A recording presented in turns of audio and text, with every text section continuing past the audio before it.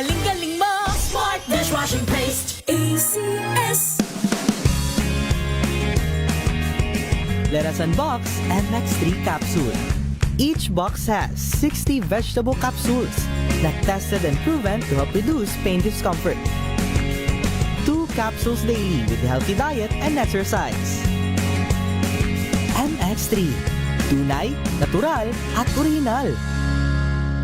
Mahalagang paalala, ang MX3 capsule ay hindi gamot at hindi dapat gamiting panggamot sa anumang uri ng sakit. Wow, ang saya. Isang barangay na labada, puro mancha pa. Goodbye, pahinga. Mommy, isang laba lang yan sa Pride Bar Blue. May powerful stain-away enzymes na malupit sa dunit mancha. At di masakit sa kamay. Isang laba lang yan. Hello, pahinga. Hello, Pride Bar Blue. ACS.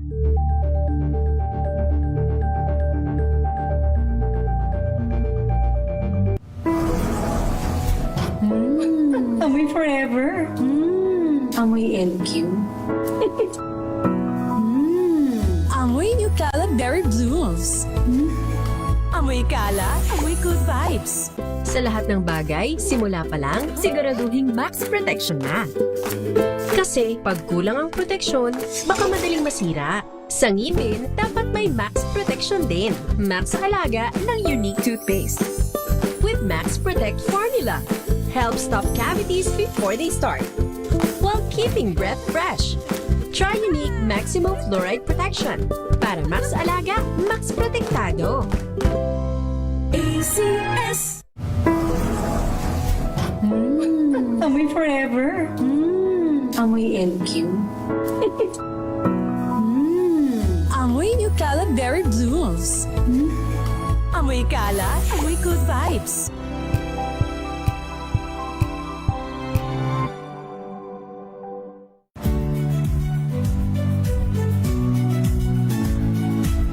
Magandang araw mga kaibigan. Ito po ang inyong balerina ng bayan, si Lisa Makuhay Lizalde, na nag-aanyaya sa inyong samahan kami at ang aming mga espesyal na panauhin para sa kalahating oras ng masayang kwentuhan sa aming programang Art to Art, kung saan ang usapang sining at kultura ay para sa lahat.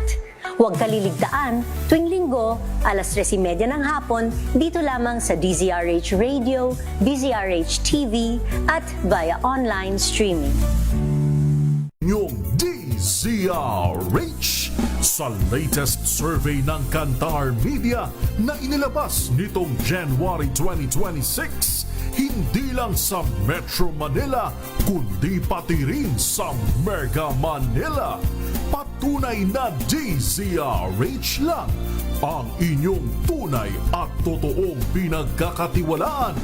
Taos-puso po kaming nagpapasalamat sa inyong patuloy na pagtitiwala dahil ang DZRH, una sa Pilipinas, una sa Pilipino. Saan ka man sa mundo, tayo Pilipino.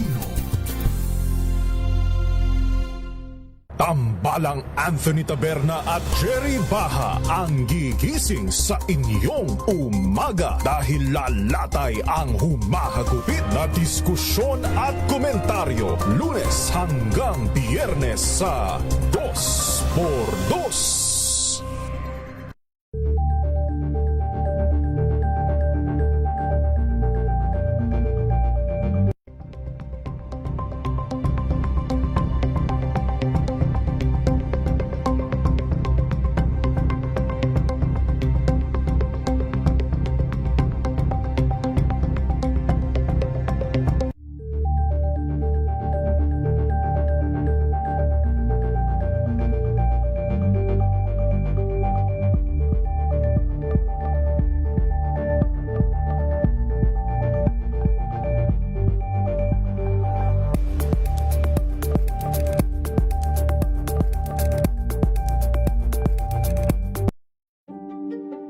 Buklatin ang mga pahina. Pakinggan ang boses ng lipunan. kabuhayan ang mga issue mula sa ibang katayuan. Nakakalungkot kasi deserve ba namin ng ganito? Na hindi nila alam kung ano talaga yung kanilang mga karapatan. Yung gobyerno, tinulungan nila yung kanilang magsasaka. Pinapatahimik tayong lahat using various laws. Through education, kayang-kaya nating baguhin yung ganitong klaseng pag-iisip. Isang kwento, iba't ibang anggulo. Dito, sa Point of View.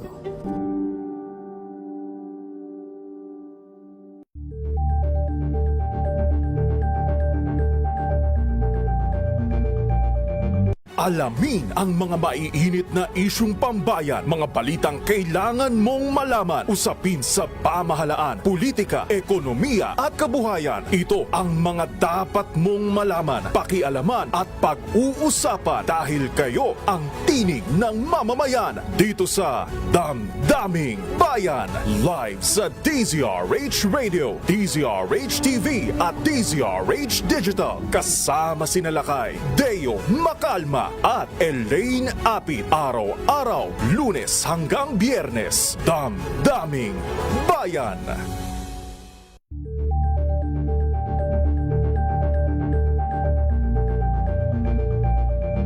We've got you covered. From the hottest hits, exclusive interviews, Kilig to the Bones fan meet experience, and hataw performances of your favorite stars. Saturdays, 12 noon, dito lang sa DZRH TV.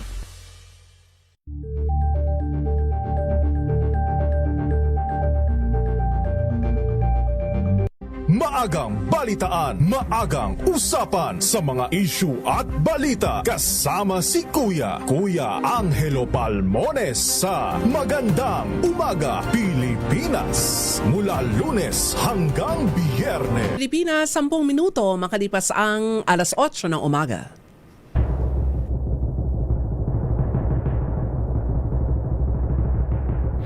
At ang mag-uwi ng Golden Dove para sa Best Public Affairs Program Host ay si Milky Rugonan, DZRH. Ito na ang 28th KBP Golden Dove Awardee, Best Public Affairs Program Host, si Milky Rigunan sa Isyung Pambayan. Isyung Pambayan, pagtalakay sa mga kaganapan sa ating kapaligiran. Isyung Pambayan, palatuntunang nagbibigay daan sa pananaw ng taong bayan. Isyung Pambayan. At ngayon, narito ang lingkod ng bayan, Milky Rigunan. Isyung Pambayan. Here comes the sun, here comes the sun, I say it's alright. Happy Easter, mga naumaga Luzon, Visayas, Mindanao. Kamusta po kayo mga kababayan? At syempre pagbati rin po sa ating mga kababayan sa iba't ibang dako po ng mundo na patuloy na nakatutok sa DZRH. Ano man pong oras sa mga bansang inyong kinaroroonan ay samahan niyo po ako hanggang alas 9 ng umaga. Ako po si Milky Rigunan sa Isyung Pambayan. Ngayon pong Easter Sunday. Kamusta ang bakasyon ng ating mga kababayan? Kamusta ang pahinga? Marami rin ang naipit sa traffic. Marami rin ang nagkansela daw ng kanilang mga booking sa ilang mga resort, ilang mga hotel dahil ayaw nang mag-out of town sa mahal ng presyo ng produktong petrolyo. At mukhang tatagal pa ang ganito pong sitwasyon dahil hindi ho nating masasabi kung kailan hihinto ang kumbaga ay krisis dyan sa gitnang silangan. Pero at least ang atin pong pamahalaan ay may mga ginagawang hakbang para at least ay hindi ho tayong matamaan masyado, maramdaman ang epekto ng krisis sa gitnang silangan, lalo na ang pagtaas ng presyo ng produktong petrolyo. Siyempre, ang ating mga motorista, pipila. I'm sure pipila na kayo ngayong araw na ito hanggang bukas. Dahil inaasahan po natin ngayon na tuwing araw na ho ng Martes ay magpapatupad na ng pagtaas ng presyo ng produktong petrolyo. Kaya yung sinasabi ho nila na nabawasan ng traffic, medyo totoo dahil wala na ho yatang masyadong bumabiyahe ngayon. Pero ang matraffic ay sa mga gasolinahan, lalo na kapag sasapit o bago sumapit ang Martes.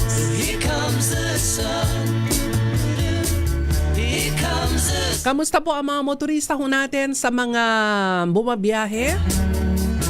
Sa southbound lane ng EDSA, sarado po yung overpass patungo po ng Pasay Rojas Boulevard. Kaya kung kayo po ay ako wala akong impormasyon tungkol doon, kaya umikot ako ng pagkalayo-layo. Either kayo po ay magmamaynila o kaya naman po ay kayo po ay pupunta ng SLEX at kayo po ay dadaan sa, kung pupunta ho kayo dito sa may area po ng Rojas Boulevard, kayo po ay mag-e-exit South Luzon Expressway. Ang exit po ninyo doon ay NAIA X. Katapos ang kukunin po ninyong linya ay yung patungo dito sa Macapagal Boulevard. Yan ay yung mga patungo ng Cavite at ng Pasay at Rojas Boulevard. Kaya buti na lang ho ay maaga ako nakaalis sa bahay kaya hindi masyadong na traffic. Pero marami ho tayong pag-uusapan ngayon pong araw po ng Sunday. Habang kayo po ay nagbabiyahe pa uwi na, naway makauwi ho kayo ng ligtas sa inyo pong mga bahay after ng ilang araw pong bakasyon. After ng ilang araw na pagpunta sa mga probinsya para gunitain ang Semana Santa. Ang maganda pong report ng Philippine National Police, generally peaceful ang paggunita ng Semana Santa sa buong bansa. Mamaya ho sa ating pagbabalik, pag-usapan ho natin ang mga panukalang batas dyan po sa Kamara. Marami rin ho itong mga counterpart bill dyan po sa Senado. Dahil ang sabi nga ho ng ating mga mambabatas, dapat maghanda ang gobyerno dahil matatagalan, hindi ho natin masabi kung kailan ito matatapos. Habang nabigyan na ng emergency powers si Pangulong Bongbong Marcos, pero aminado po ang Department of Energy na hindi po agad mararamdaman ang pagbaba ng presyo ng produktong petrolyo sa kabila ng umiiral na emergency powers na ibinigay ng Kongreso kay Pangulong Bongbong Marcos.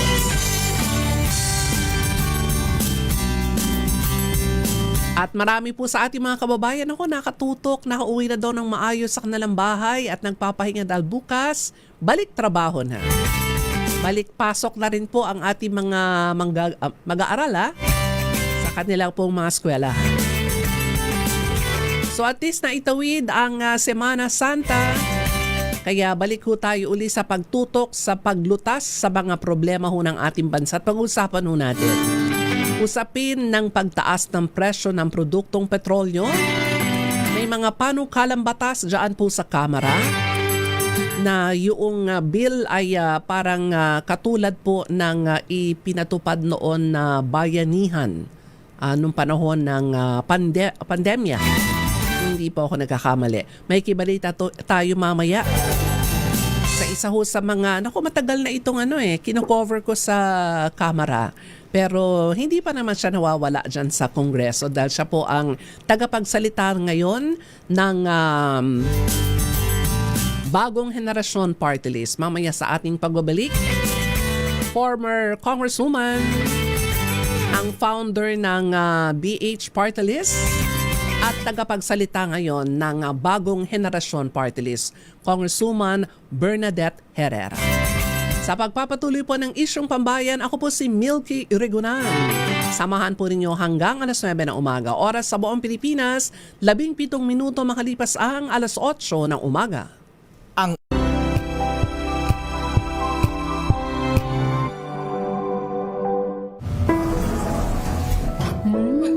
Amoy forever.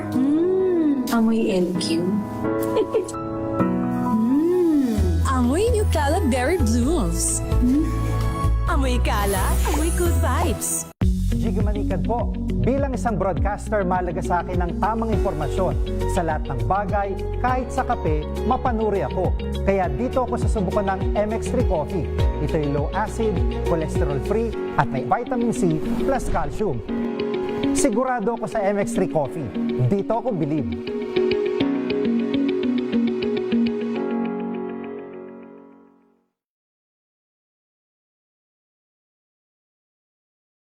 Hello, Washi! Laundry day na naman! Yay! Anong meron? Mancha ng chocolate, putik, may libag pa! Kaya natin yan! With Pride Washing Machine Detergent, may triple stain-away formula. Tanggal ang makapit, madikit, at malupit na dumit mancha. Kaya easy-easy ang labada. Mula noon hanggang ngayon! All you need is pride. All you need is pride. ACS.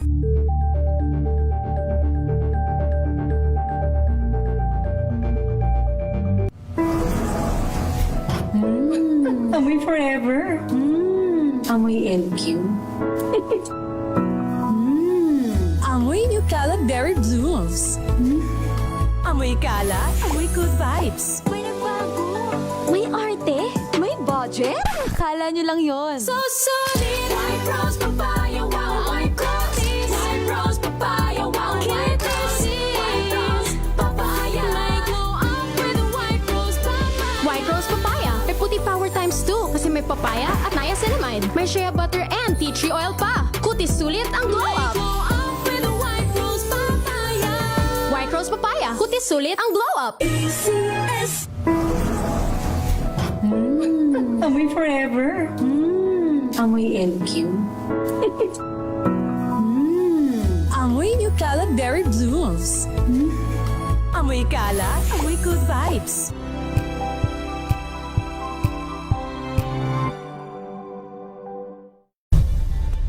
Nagsimula sa pangarap hanggang sa maabot ang tagumpay. Iba't ibang kwento, iba't ibang mukha ng atletang Pilipino. Mas pinatindi, mas pinalakas, at mas pinaaksyon sa Match Point tuwing Sabado, 12:30 ng tanghali sa DZRH TV.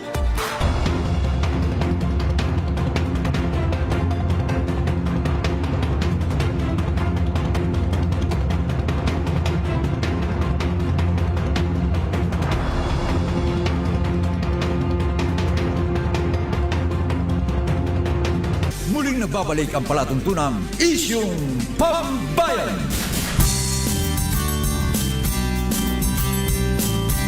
Oras sa buong Pilipinas, 8:21 ng umaga. Ako po si Mil Kirigunan dito po sa Isyung Pambayan. At pag-usapan po natin maraming panukalang batas ngayon sa Kamara para makatulong dito po sa ginagawang hakbang din ng gobyerno laban sa epekto nitong matinding krisis po ngayon sa mataas na presyo ng produktong petrolyo. Ang bagong henerasyon party list si Representative Robert Nazal ay nagsusulong ng isang bill.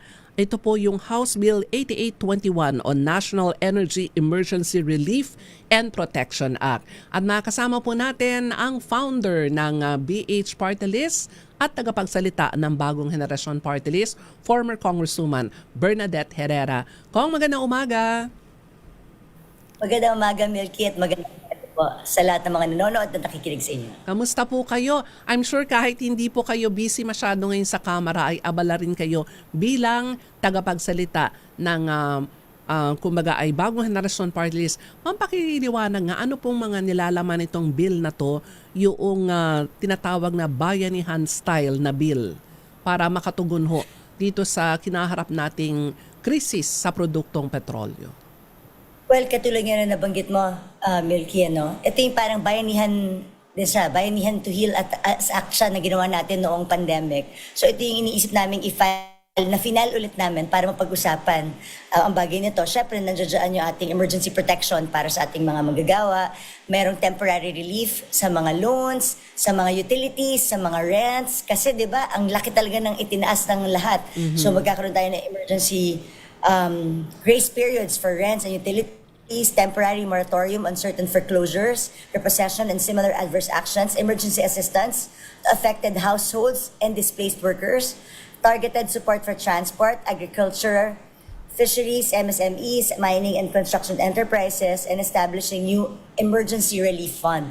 So parang ito, yung mga work from home is institutionalized, paano natin tutulungan yung ating mga kababayan, para kang nagkaroon ulit ng COVID-19 in a sense. Ang mas mahirap lang dito, lahat tayo nasa labas. Noon kasi kahit paano mas tipid ka dahil everyone was inside. Yes. But now we still have to go out and work. So hindi ko alam kung mas better off yun or hindi, but at least importante, umiikot pa rin yung ekonomiya natin.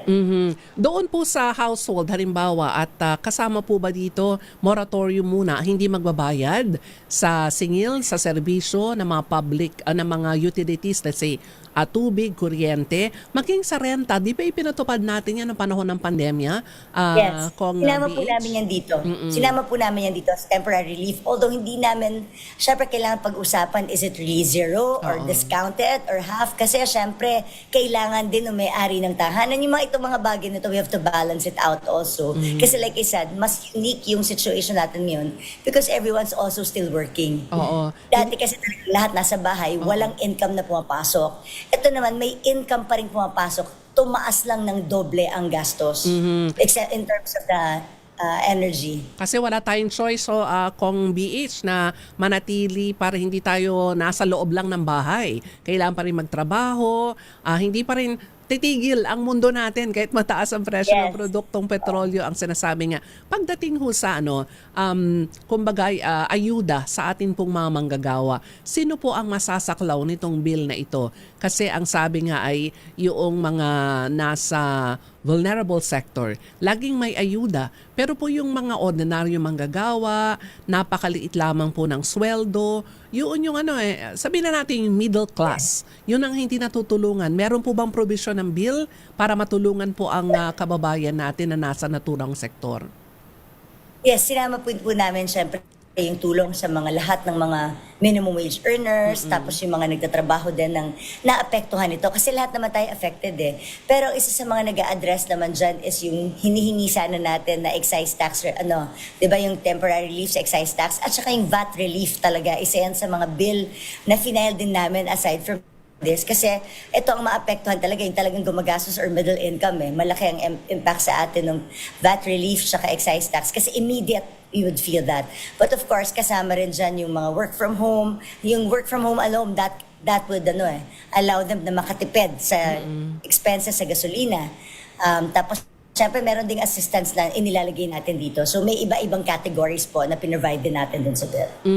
May nabasa ko yung provision ng HB 8821 Kong BH.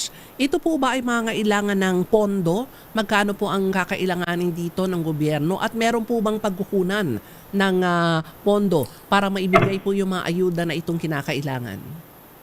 Well, syempre, pondo, kailangan i-compute natin kung magkano talaga yung kailangan. Pero meron pagkukunan. Kung may pagkukunan kasi ang ating utilization rate ng ating bansa is very low. Last year, ang continuing appropriations natin nasa 300 billion, 300 billion. Ang unused appropriation natin is 500 billion. So, ibig sabihin, ganun ka-inefficient ang utilization ng pondo. So, kung at this point, kunin natin yung unutilized or unobligated ng mga departamento, marami tayong may ipon. Doon pa lang sa sinabi ko, 800 billion na. And if you include the VAT relief and the excise tax, that's another 300 billion if 1 year. Kung 1 year mo itatax, pero masyado mahaba yung 1 year. Ilagay mo na natin 6 months, so mga 150 billion. So, may unprogrammed tayo na just in case may declaration tayo ng excess revenue na normally at this point meron, you can still get that. Meron tayo itong itinabi na disaster risk management. Iniisip ko pwede natin i-consider to as disaster na rin dahil hindi natin inaasahan to. So that's another source of funding that we can use. So there's a lot that we can use for this. Kaya ang nakalagay po dito, maglalaan ng 100 billion pesos for the Energy Emergency Relief Fund. kung sakaling isulong po itong naturang panukalang batas? Noon pa lang sa sinabi ko, madami na. More than 100 billion. Oh, more than 100 billion. Yeah. Opo. Yes. There are really a lot of funding na hindi nagagamit. Sayang kasi ang tendency ng ating budget is hindi tayo use it or lose it eh. Dapat yan talaga, pag hindi ginagamit, kunin mo kaagad. I-declare mo ang savings, tas mag-pass ng supplemental budget.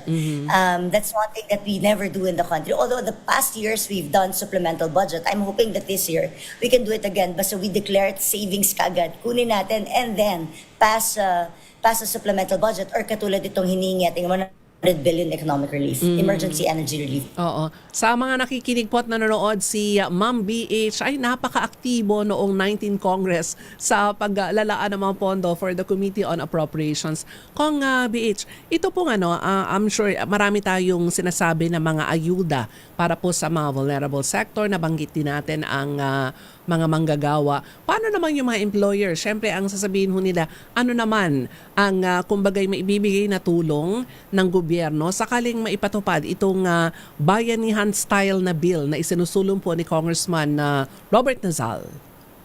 Ang isinilagay nga natin dito, yung relief natin or moratorium on payment on grace period sa loan. Kasi napakahirap ng, syempre, kung maliit ang pumapasok sa'yo dahil lahat tumitigil, yung pagbabayad sa utang kasi mas mabilis pang sa alas 4 maningil ang mga bangko. So isa yan sa mga nilalagay namin temporary relief or grace period or moratorium when it comes to those things. And then syempre utilities, kasama rin syempre yung mga companies dyan, just like what we did before. Malaking bagay po ito para sa ating mga employers, and yung mga 4-day work week na ini-implement natin or sinasabi natin isa sa mga bagay na dapat gawin ng ating mga kumpanya. Pero ang pinakaano dito is yung emergency moratorium or moratorium on grace periods of their loans. Ma'am BH, dun po sa mga nagtatanong, papaano matutukoy po yung mga dapat mabigyan ng ayuda, yung tunay na dapat mabigyan ng ayuda? Kasi ang problema rin noon, panahon po ng pandemya, meron mga nagrereklamo rin na hindi nakararating sa kanila yung tulong ng gobyerno. Paano na natin matitiyak itong bayanihan-style bill na ito na mapupunta yung mga ayuda, benepisyo para po sa mga concerned sectors? Well, hindi mawawala yung ganyang mga problema. But of course, hindi kasi syempre lahat ng tao kasi kailangan di ba? Pero ang iniiwasan naman natin kasi dito yung nagiging problema noon pag ikaw ay na-brand as anak ng OFW or may OFW kang pamilya, medyo inaalis ka kaagad sa nangangailangan, bato yung bahay mo. Ito yung mga bagay na we have to create. Minsan kasi pag daw sementado na yung bahay mo, hindi ka nakasama sa ayuda. So kailangan talaga tignan is the income that comes in the family. Kasi pwedeng bato nga yung bahay mo, pero 10 naman kayo sa loob or 20 naman kayo sa loob. Siyempre, you have to look at every family that stays there. Hindi naman porket tinayurin or may OFW kung kasama, or meron kang magulang na OFW, hindi mo na kailangan ng tulong. Dahil paano kung marami kang pamilyang sinusuportahan sa bansa?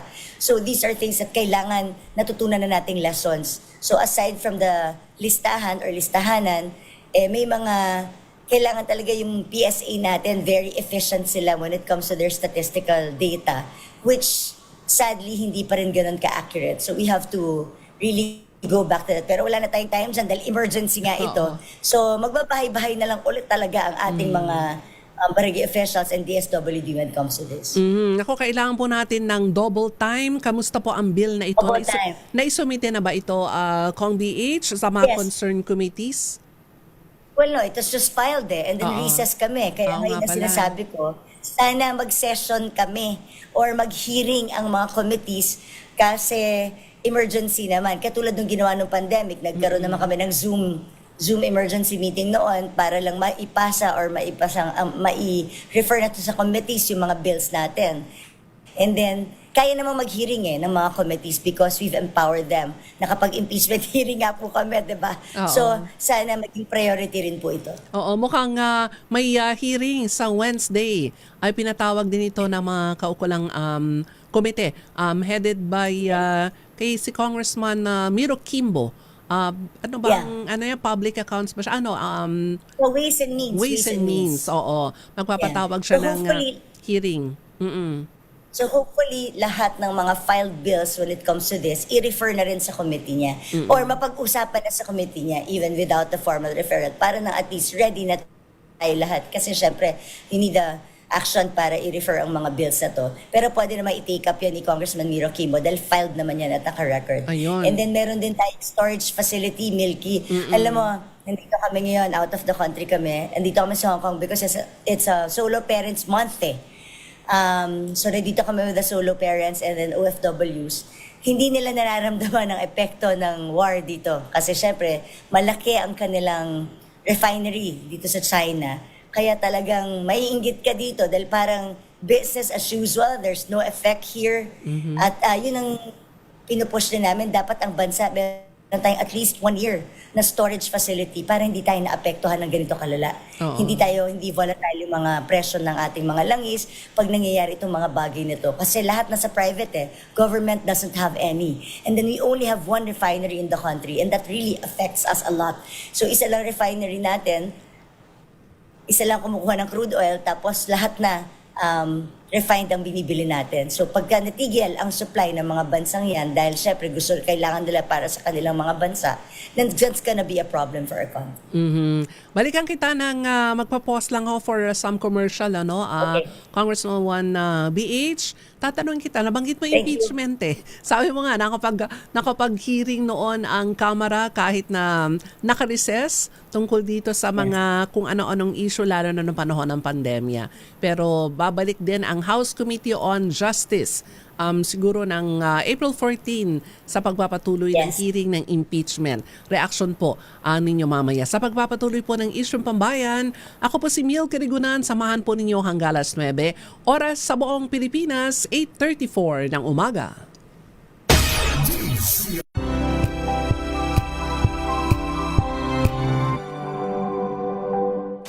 Maulan man, no worries na amoy kulong ang damit. Charm Fabcon, bangong kumakabloom, tanggal amoy kulog sa bango ng charm. Kaya gamit ko, Charm Fabcon with Bloom Fresh technology. Kills 99.9% of kulob-causing bacteria. May aroma burst pa of thousands of flowers and berries. Ang sampay sa loob, no amoy kulob. Bangong kumakabloom sa charm. Charm Fabcon. ACS.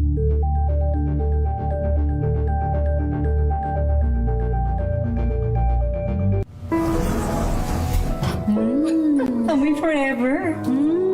Amoy LQ. Amoy Nutella Berry Blooms. Amoy kalat, amoy good vibes.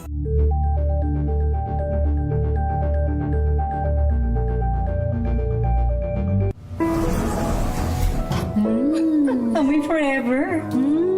Amoy LQ. Amoy Nutella Berry Blooms. Amoy kalat, amoy good vibes.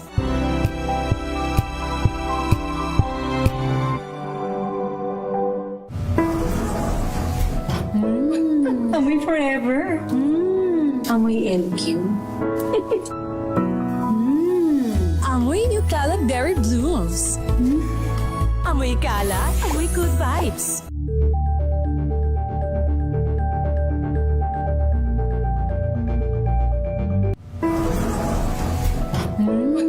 Amoy forever. Amoy LQ. Amoy Nutella Berry Blooms. Amoy kalat, amoy good vibes.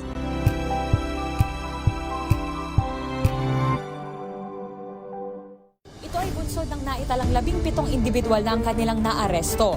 Metro Manila Development Authority o MMDA ang No Contact Apprehension Policy o NCAP sa Metro Manila. Babalik ang palatuntunang Isyung Pambayan.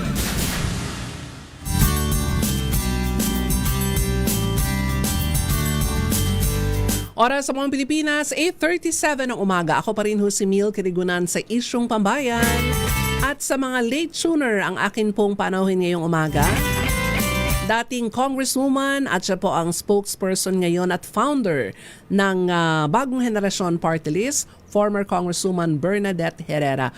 Kong BH, ayan, napag-uusapan natin, nabanggit mo pala kanina, yung tungkol sa impeachment, anong posisyon po ng inyo pong partido? Dahil April 14 ang ikalawang hearing ng House Committee on Justice.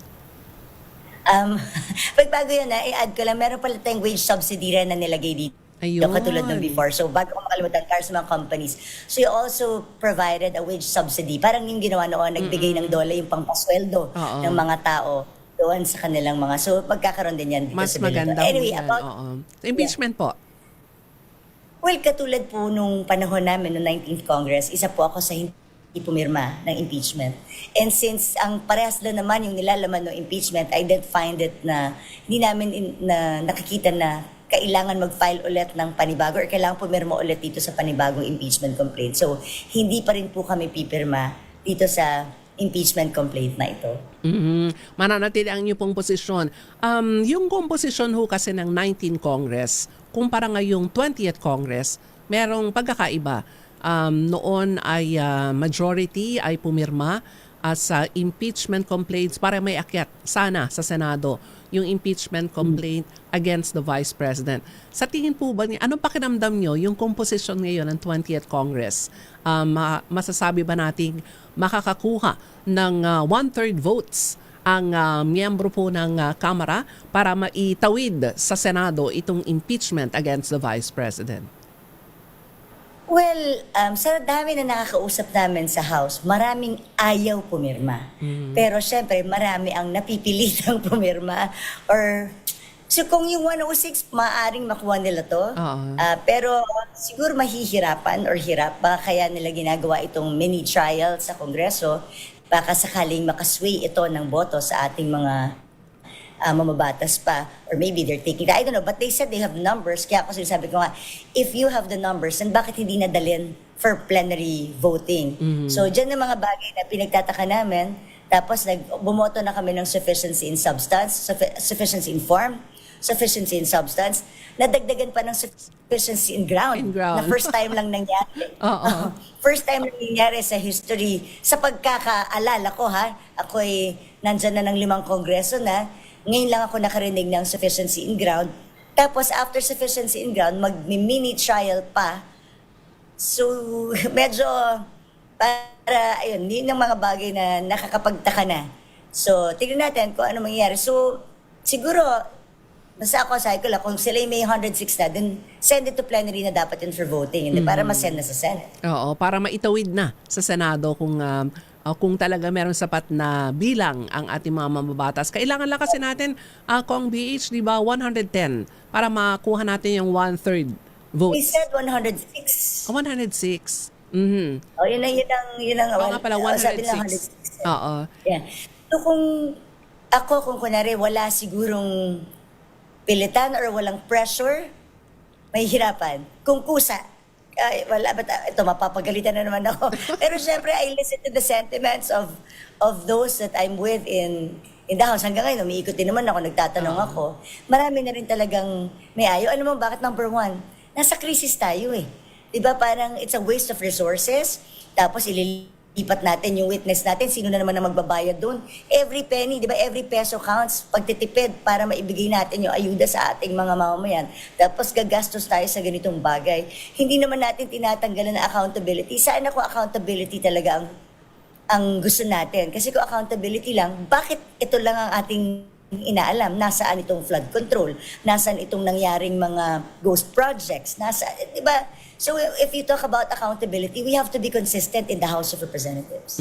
At abangan natin kung ano magiging resulta ng pagdinig ng House Committee on Justice tungkol po sa isyong yan. But anyway, Kong BH, baka meron po kayong mensahe ngayong Easter Sunday. At syempre sa mga solo parent, kayo pala ay nandyan para sa isang programa ba dyan sa Hong Kong para sa mga solo parent natin. Ang inyong pong mensahe. Yes, thank you. Happy Easter Sunday or maligayang Pasko ng pagkabuhay. Opo. Diba? Oh, yan. A new chapter to sa ating bansa. So sana magnilay-nilay po tayo. Tapos na yung Holy Week, magnilay-nilay. Sa akin naman, ang importante huwag po natin gawin sa ating kapwa yung ayaw natin gawin sa atin. And let's be honest with ourselves. Let's not be hypocrites. Yan po siguro isang maganda na dapat lesson na take away natin ngayong Semana Santa. Sana nakapag-reflect tayo dahil importante pangangailangan ng bayan sa aking mga kapwa public servants. We are here for one thing, to serve our country, to serve our Filipino people. So sana gamitin natin ating puso, ang ating isipan, kung ano ang tunay na makakatulong sa ating mga kababayan. Doon po tayo mag-focus, doon tayo magbuhos ng resources at ang atensyon. Panahon ngayon para i-restore natin ang economics ng ating bansa, i-restore yung lahat ng magandang economic activity para magtuloy-tuloy naman dahil hindi po biro ang nangyayari sa atin. If the war continues, I don't know how we can survive as a country. Pero kung sama-sama po tayo at iniisip talaga natin ay kapakanan ng ating mga kababayan, hindi po tayo maliligaw. Sa ating mga solo parents, patuloy po kaming nakatutok sa lahat ng inyong mga pangangailangan kung paano natin maipaglalaban yung yung batas na nakalaan para sa inyo. At syempre, we will make sure in this, all the bills filed in Congress, priority lagi ang solo parents. Kasi like ko sinasabi, Milky, hindi biro ang nag-iisa. Imagine nyo na lang kung ang buhay nyo, kayo na yung ama, kayo pa ang ina. Kaya we are here, April is the Solo Parents Month. Nandito kami para ipaalala sa lahat. Be kind to our solo parents. Hindi sila mukhang victim dahil kailangan nila magtrabaho. Pero hindi ibig sabihin, hindi nila kailangan ang ating tulong. So yun lamang po sa ating mga kapwa Pilipino. Ginagawa po namin lahat dito sa Kongreso. Katulong po ni Congressman Robert Nasal na siya po ang nakaupo. Para nang sa ganun, patuloy po ang pag-iisip natin sa kapakanan ng bawat mamamayang Pilipino, lalo na sa panahon ng declared national emergency na nararanasan natin ngayon. We feel you, yung service contracting, kasama pa rin po yan, kaya inaapila rin namin, sana kasama rin ng tricycles. Kasi yung mga sa loob-looban kasi, so importante na maikasama o inclusive ang lahat na bibigyan natin ng tulong. So maraming salamat po sa iyo, Milky, at sa lahat ng mga nanonood at nakikinig. Maraming salamat, former Congresswoman BH, at sa abangan ho namin. Ito maganda yung solo parents. Dapat talagang nabibigyan ng tulong. At Solo Parents Month pala ang buwan ng Abril. Magandang umaga sa inyo po at salamat sa panayam ngayong umaga. Congressman o former Congresswoman Bernadette Herrera ang spokesperson at founder ng Bagong Henerasyon Party List. Abangan ho natin ang hearing din sa Wednesday ng House Committee on Ways and Means ni Congressman Miro Kimbo. Dahil meron hong mga ipatatawag ding mga concern committees na nagsusulong po ng ganito pong mga ayuda na bill para ho makatulong sa iba't ibang sektor. Pero ang gusto ko kay Kong Miro naman, ang concern niya ay yung middle class. Diba? Kasi lahat ho tayo, puro na lamang po ayuda sa iba't ibang mga sektor. Pero yung mga manggagawa na karamihan po ay nasa middle class, yun ho ang bumabalikat ng patuloy na pagtaas ng presyo ng lahat ng presyo ng mga pangunahing bilihin. Anyway, salamat former Congresswoman Bernadette Herrera. Sa pagpapatuloy po ng isyong pambayan, ilan pong mga balita at mga pagbate mula po sa ating mga nakikinig, mga nanonood, at syempre isa ho sa mga nakatutok. Magandang umaga kay Kaador, Congressman Kaador Plato. Happy Easter, Kaador. Salamat po sa laging pagtutok sa DCRH. Alam ko si Kaador ay maaga nagigising para magsimba. Ayan, araw po ng Sunday. Kay Ma'am Lisa at syempre, magandang umaga kay Dennis. Happy listening at happy viewing kay Dennis. Salamat. Oras sa buong Pilipinas, 8:46 ng umaga.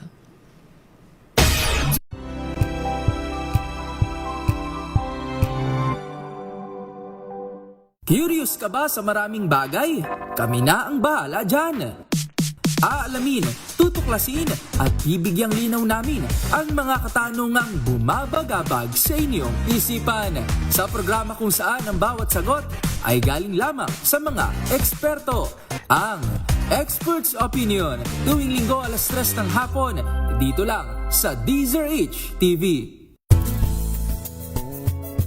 Number 1 na naman ang inyong DZRH Sa latest survey ng Kantar Media na inilabas nitong January 2026, hindi lang sa Metro Manila, kundi pati rin sa Mega Manila, patunay na DZRH lang ang inyong tunay at totoong pinagkakatiwalaan. Taos-puso po kaming nagpapasalamat sa inyong patuloy na pagtitiwala dahil ang DZRH,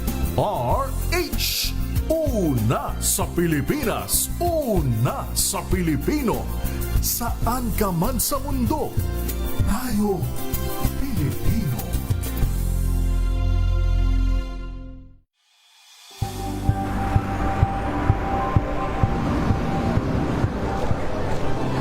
Ating mga eksperto dito lang sa Expert Opinion. Ito ang The Better News. TNDS, trending and sa kwento, iba't ibang anggulo. Dito sa Point of Bawat pananagutan ating tatalakayin dito sa Hoy, Bawal Yan. Pilipino, dito lang sa DZRH. Matchable entertainment and lifestyle. Ito ang MBC TV Network News. Una sa Pilipinas, una sa Pilipino.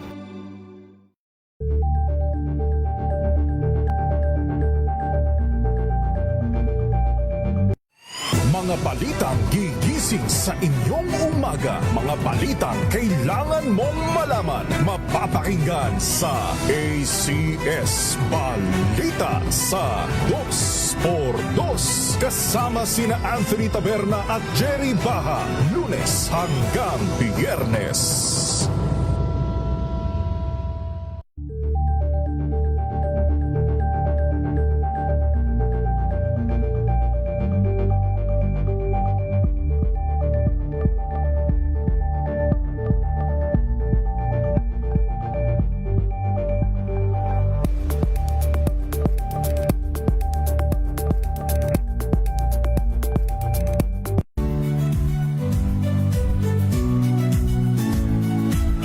Magandang araw mga kaibigan. Isyung Pambayan.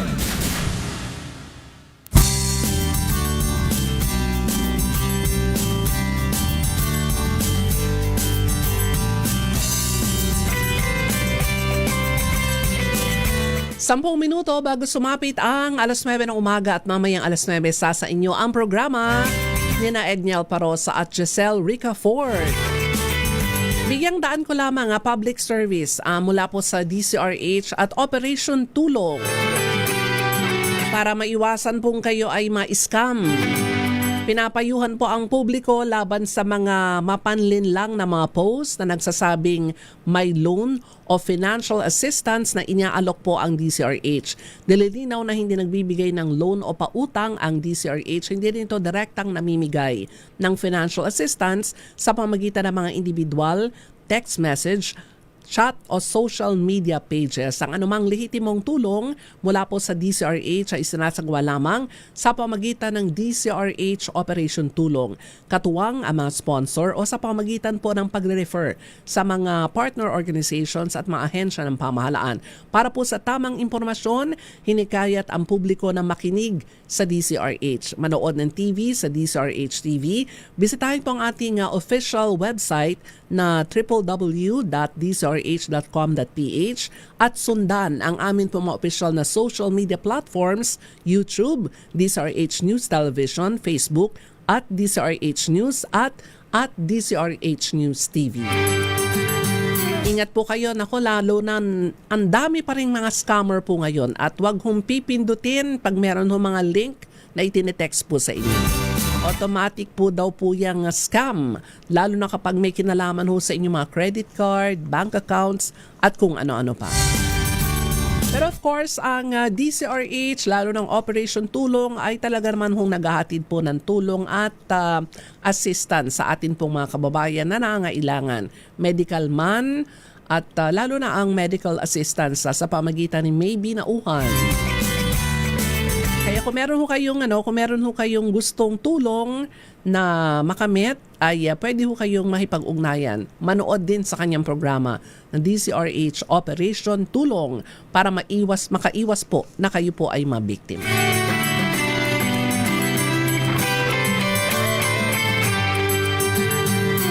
Ito po sa ilan pong mga bad news pa rin. Patuloy na pagtaas ng presyo po ng mga bilihin. Namumurong sumampa sa 165 hanggang 170 pesos ang halaga ng kada litro ng diesel ngayong linggo. Ayan, si Manong driver baka ano ka ba, Milky, umiinom ako na mainit na kape. Ulitin ko kuya driver. Ito, namumurong tumaas ng 165 hanggang 170 pesos per liter ang halaga ng presyo ng diesel. Tinatayang magmahal naman ng 17 to 19 pesos per liter ang krudo, epekto pa rin ng krisis sa gitnang silangan. Posible namang mag-increase ang gasolina ng 3 to 5 pesos per liter na magpapadala sa presyuhan nito sa 110 to 120 pesos per liter. Ang taas din ng gasolina, 110 to 120 pesos per liter. Parang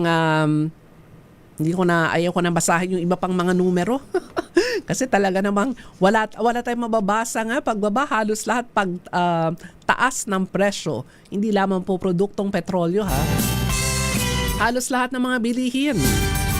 Kaya maganda sana maipatupad sana magkaroon ho ng utos ang gobyerno. Moratorium sa mga loan at sa mga kung ano pang mga ipinapasa hong mga interest na pagkataas-taas para makatulong ho sa ating mga kababayan na ngayon ay kakarampot po ang sweldo, katumbas naman ng napakataas na presyo ng mga bilihin. Nilinaw din ng Department of Energy na hindi otomatikong bababa ang presyo ng produktong petrolyo kasunod ng pagpayag ng Iran na makadaan sa Strait of Hormuz ang barkong patungo o konektado sa Pilipinas. Sa isang payag, sinabi ni DOE Secretary Sharon Garin na risk management ang hakbang na titiyak sa supply ng langis maging sa kaligtasan ng mga tripulanteng Pilipino na sa gitna ng US-Israel war laban naman sa bansang Iran. Aminado rin ang kalihim na hindi pa nare-resolba ang mga hamon sa sektor ng enerhiya na patuloy umanong ginagawa ng paraan ng mga otoridad. Paliwanag ito ni Garin matapos ang tagumpay na phone negotiation ni na Foreign Affairs Secretary Maria Teresa Lazaro at Iranian counterpart nitong si Sayed Abbas Agrachi.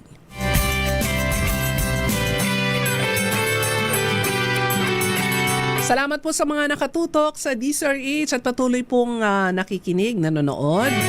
Siyempre, yung atin pong mga kababayan sa iba't ibang panig po ng mundo. Anumang oras, anumang weather sa inyo pong mga bansa ngayon. Salamat sa pagtutok, pakikinig, panonood sa DZRH. Naku, ang dami naming mga nagising ng maaga. Salamat Rick Von. Ayan, tungkol naman ito sa impeachment at yung mga ilingan daw sa Senado. Magandang umaga po kay Mang Francisco Antonio Ramirez Garcia ng Nueva Ecija. Oy, gusto kong batiin to. Jofel Donato Real. Magandang umaga Manang Milky from Perth, Australia. Kamusta si Australia, Jofel? At sa mga kababayan po natin down under, kamusta po kayo? Kamusta ang weather? Salamat po sa panonood via internet sa DZRH. Jofel Donato Real na mula po sa Perth, Australia. Raul Destacamento, good morning Manang Milky, happy Easter Sunday po sa inyo mula sa Sorsogon City. Si Atoy Bansil, nanonood, napakalayo mula sa Pasay City. Salamat. Margarita Guevara, happy Easter Sunday, Milky at sa DZRH family from Pampanga. Salamat po. Diggs Mandap, good morning DZRH. Margarita Guevara, magandang umaga Ma'am Milky. Nanonood po kami sa DZRH. Marami pong salamat. Si Mang Saturnino Lao ay Senior ay nanonood mula naman sa Quezon City. Anthony Abrenica, magandang umaga, happy Sunday at happy Easter Sunday sa iyo mula sa Quezon City. Maria Mima Omirna Alcazar Revano, good morning Milk at MBC DCRH family. Good morning po Milky, happy Easter Sunday from Vicky Benlayo Piano. Alberto Dolosin, good morning po at nakatutok din sa DCRH. Ernesto Blasco, marhay nga aga. Ayun, hindi ko na mabasa yun. Yun na lang mabasa ko, marhay nga. Magandang umaga po sa mga taga Bicol. Diyos maray nga haga, ayun. Asan ba si Sister L? Dapat siya nagbabasa nito mga tungkol sa mga kababayan niya dyan sa area ng Bicol region. Manuel Kahane, ituloy po ang impeachment para malaman ang katotohanan. Ayan, sabi ng ating listener. Henry Escalante Dolohan, good morning Milky, watching from Botolan, Zambales. Of course, si Maring Emmy Dasalya, nanonood din. Bern Matias, good morning Ma'am Milky, always listening from Difun, Quirino Province. Itong Quirino Province, ubod ng init lagi. Di ba? Yan na, lagi kung naririnig mula sa Pag-asa. Ang Quirino Province ay laging mainit ang panahon. Ang sabi ngayon ng Pag-asa, maglalaro naman sa 36 to 37 degrees Celsius ang init po ng ating panahon. Mar Urbano, happy Easter din, Manang Milky. Carlito Romero, good morning po. Watching live from Lipas City, Batangas. Salamat po and more power. Salamat, Carlito. Ayan si Jofel Donato Real. Okay naman po kami dito. Maganda ang weather, malamig at mataas din. Mataas din ang presyo ng produktong petrolyo dito po sa Perth, Australia. Ayan. Pareho po ang way ng gobyerno kung paano po ayan, ang presyo, ang presyuhan. At talagang buong mundo no? Yung epekto ng pagtaas ng presyo ng produktong petrolyo. Salamat Jofel, Donato Real at magandang umaga sa lahat po ng mga kababayan natin mula sa Perth, Australia na maganda ang lagay ng panahon, malamig. At syempre ang aking mga ate, mga pamangkin dyan naman sa Brisbane at sa Sydney, Australia.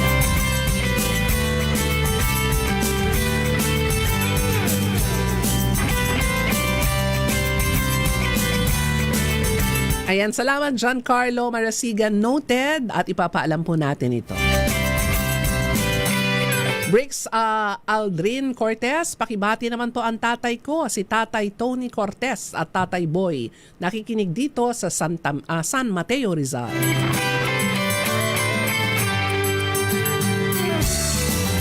Si Taiga Gagamin, hindi ko rin maintindihan Ano bang... pero salamat po sa mensahe.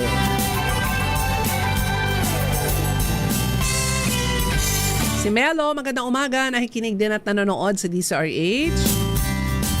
Ingat din lagi. Pacifico Morales, Morelos, good morning po from Dasmariñas, Cavite. At si Merlin Mostajo Delfin Rector, good morning Milky, happy Easter po at from Aglipay, Quirino, ang amin pong mga nakikinig ngayon. Merlin Mostajo Delfin Rector. Salamat sa inyo pong pakikinig ngayon pong umaga.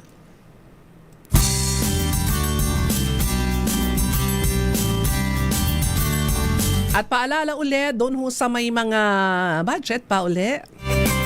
May mga natitira pa. Wala naman ho tayong choice. Samantalahin na ho nating magpa-gas up na ngayong araw na ito hanggang bukas dahil expected tuwing araw ng Martes ang pagtaas ng presyo ng produktong petrolyo. God willing, babalik po ako next Sunday. Ganap na alas 8 hanggang alas 9 ng umaga sa Isyong Pambayan. Muli po magandang umaga, magandang hapon, magandang tanghali, magandang gabi sa lahat po ng ating mga kababayan sa abroad. Nag-ingat din po kayo. At sa mga kababayan po natin na babalik dito po sa Metro Manila matapos ang ilang araw na bakasyon. Kaugnay ng paggunita ng Semana Santa. Ingat sa biyahe. Ako po si Milk Regunan, una sa Pilipinas, una sa Pilipino. Oras sa buong Pilipinas, 9:02 ng umaga.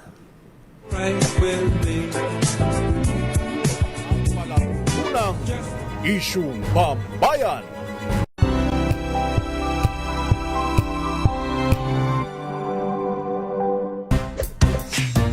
Ang galing-galing mo! Smart dishwashing paste ko.